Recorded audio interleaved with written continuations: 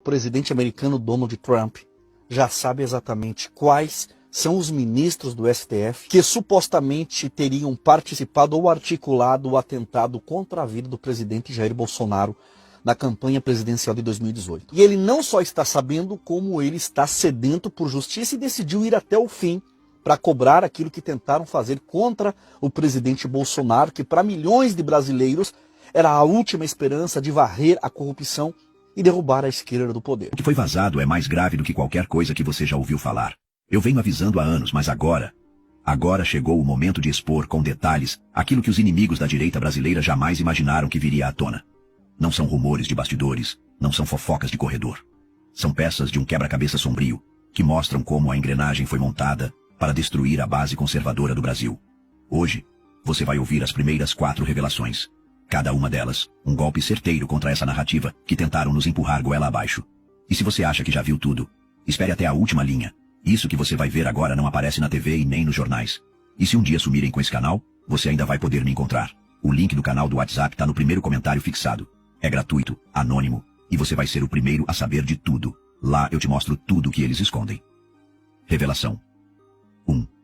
Tudo começou numa noite abafada, quando Brasília dormia, mas certos gabinetes ainda estavam acesos. Luiz Antônio Manhattan, um nome que quase ninguém conhece, entrou por uma porta lateral de um prédio que não existe nos mapas públicos. Lá dentro, não estavam políticos comuns, e sim peças-chave do tabuleiro, gente que se apresenta como autoridade moral do país, mas que, segundo meus contatos, carrega nas mãos o sangue da traição. Manhattan carregava uma pasta, grossa, amarelada pelo tempo. Dentro, documentos carimbados e gravações de vozes conhecidas, inconfundíveis, falando sobre algo que mudaria o Brasil para sempre. Ele sabia que aquilo não poderia ser revelado sem pagar um preço alto. E por isso, ele ficou em silêncio por anos.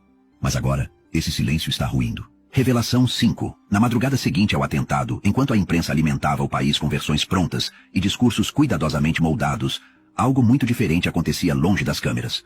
Um grupo restrito de agentes da Polícia Federal, selecionados a dedo e sem uniforme para não chamar atenção, entrou discretamente em um prédio antigo no centro de Belo Horizonte. Não havia sirenes, não havia carros identificados, apenas passos rápidos e olhares atentos. Segundo a denúncia, eles não estavam ali por acaso. Tinham recebido poucas horas antes informações de uma fonte anônima sobre um endereço que poderia conter peças-chave para entender quem realmente financiava o que havia acontecido. Ao abrir uma das salas, encontraram maletas pretas alinhadas no chão, todas idênticas, fechadas e com cadeados simples. Ao romper os lacres, o que viram deixou claro que aquilo não era um achado qualquer. Montes de dinheiro vivo, empilhados e amarrados com tiras de papel que ostentavam lacres bancários intactos. A contagem inicial, feita de forma rápida e manual, aproximava-se de R$1 milhão. Nenhuma nota registrada no sistema, nenhum documento que explicasse a origem, nenhuma prova de que aquilo tivesse passado por qualquer controle oficial. O detalhe mais inquietante, e que até hoje provoca arrepios em quem conhece a história, foi a ligação direta daquele endereço a um dos advogados de Adélio. Não era um depósito abandonado, nem um espaço improvisado. Era um escritório com móveis de alto padrão, papéis organizados em prateleiras e equipamentos de informática de última geração. O dinheiro estava ali como se aguardasse apenas o momento de ser distribuído. O que aconteceu depois tornou a situação ainda mais nebulosa. Antes que qualquer ordem judicial pudesse ser emitida para formalizar a apreensão, as maletas foram retiradas dali. Ninguém viu para onde foram. Nenhuma câmera de segurança registrou a saída. Nenhum relatório oficial menciona o paradeiro desse dinheiro. Para quem foi? Quem autorizou a remoção? Foram entregues a alguém influente? Ou simplesmente desapareceram no labirinto de transações clandestinas que sustentam certos jogos de poder? A resposta, até hoje, é um muro de silêncio. Um silêncio pesado, mantido não apenas por quem esteve presente naquela madrugada, mas também por quem deveria investigar. E a pergunta que ninguém responde é, se o conteúdo daquelas maletas fosse realmente lícito, por que sumir com ele antes que pudesse ser periciado? Seria medo de exposição? Ou prova de que o atentado foi apenas a ponta de um iceberg muito mais profundo, com raízes políticas e financeiras que jamais poderiam ver a luz do dia? Revelação 6. Se o dinheiro comprou o silêncio, a mídia comprou a narrativa. E essa talvez tenha sido a parte mais eficiente da operação. Escritórios de advocacia, supostamente contratados por partidos políticos para dar suporte jurídico em casos delicados, também teriam conexões diretas com executivos de uma das maiores emissoras de televisão do país. Essa ligação, segundo meus contatos, não era pública nem admitida, mas nos bastidores servia como um canal de influência, capaz de moldar o que chegava às casas de milhões de brasileiros todas as noites. Essa conexão não servia apenas para suavizar a cobertura de determinados fatos. Ela funcionava como um filtro. Certos nomes jamais eram mencionados, certas perguntas jamais eram feitas, certas imagens jamais chegavam ao ar. As decisões editoriais deixavam de ser baseadas no interesse público e passavam a atender ao interesse de quem financiava ou sustentava aquele elo invisível entre o mundo jurídico e o jornalismo.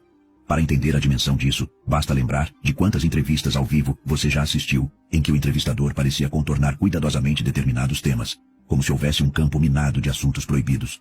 Já se perguntou por que certas perguntas nunca são feitas? Talvez porque as respostas derrubariam não apenas reputações, mas carreiras inteiras e estruturas de poder que levam décadas para se consolidar. E quando o objetivo é proteger aliados e destruir inimigos, a edição de imagens se torna uma arma tão letal quanto qualquer bala. Uma fala pode ser cortada, distorcida ou retirada de contexto para transformar um inocente em vilão ou um culpado em vítima. Isso não é teoria, é técnica. Uma técnica que, usada nas mãos certas, pode alterar o rumo de eleições, destruir movimentos políticos e reescrever a história recente de um país. Há relatos de que determinadas imagens do caso foram efetivamente captadas, mas nunca exibidas. Gravações que poderiam mostrar encontros comprometedores, movimentações de pessoas-chave ou até conexões internacionais.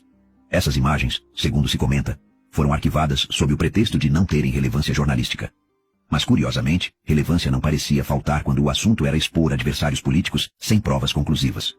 O que permanece é a sensação de que, enquanto uma parte da verdade era maquiada para o consumo público, outra era cuidadosamente enterrada nos arquivos confidenciais de quem controla o que você vê e ouve. E essa é talvez a maior arma de todas, a capacidade de decidir não apenas o que será contado, mas também o que jamais será conhecido.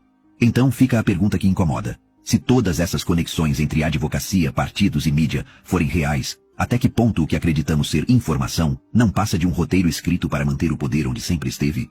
E se um dia esse roteiro for exposto na íntegra, será que descobriremos que muito do que consideramos verdade nunca passou de uma encenação bem produzida? Revelação 7.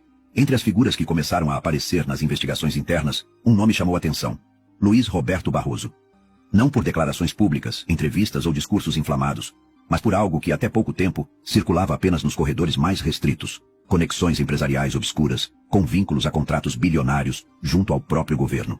Esses contratos, segundo fontes internas, não eram meros negócios protocolares, mas engrenagens de um esquema que movimentava cifras colossais, escondidas atrás de licitações limpas e acordos internacionais aparentemente legítimos. A questão que deixou investigadores em alerta foi o rastro documental, que começava a se formar, ainda que de maneira fragmentada. Pequenas pontas soltas, planilhas incompletas, menções cifradas em mensagens e reuniões sigilosas apontavam para algo que, se unificado, poderia configurar um caso de repercussão global. É nesse ponto que a sombra dos Estados Unidos surge no horizonte. Havia, segundo relatos, um temor real nos bastidores. O de que o nome de Barroso pudesse acabar mencionado em um relatório internacional, potencialmente preparado por órgãos de inteligência americanos, e que tal documento servisse de base para a aplicação da Lei Magnitsky, um instrumento letal contra figuras políticas, congelando bens, impondo restrições de viagem e manchando reputações de forma irreversível. O medo de sanções pessoais não é algo abstrato nesse cenário. Basta uma assinatura em Washington para transformar uma carreira política em ruínas, cortar o acesso a contas bancárias, encerrar contratos e colocar um alvo invisível sobre qualquer aliado. Fontes próximas afirmam que esse temor foi combustível para movimentos estratégicos recentes. Houve discretamente uma reorganização de peças no tabuleiro. Aliados foram reforçados, inimigos foram afastados, e vozes potencialmente perigosas para a narrativa oficial foram neutralizadas com promessas ou ameaças veladas.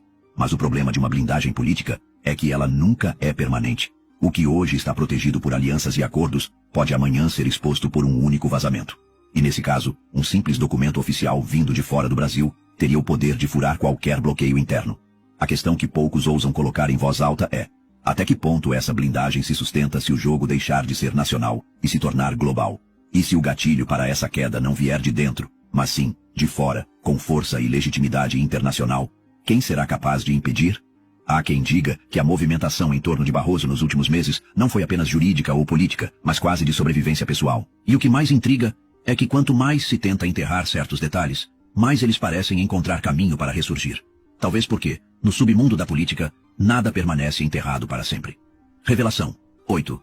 O rastro do caso levou a um ponto que muitos preferem ignorar: a presença de um advogado que não estava ali por acaso. Um homem com credenciais ligadas à embaixada da Arábia Saudita, cuja função oficial não coincidia com o papel real que desempenhava nos bastidores. Não era um defensor criminal comum, desses que entram e saem de tribunais todos os dias. Ele não estava ali apenas para acompanhar processos ou redigir petições. Quem presenciou sua presença garante: ele estava ali para observar e negociar. Mas negociar o quê? Essa é a pergunta que paira sobre todos que conhecem o caso.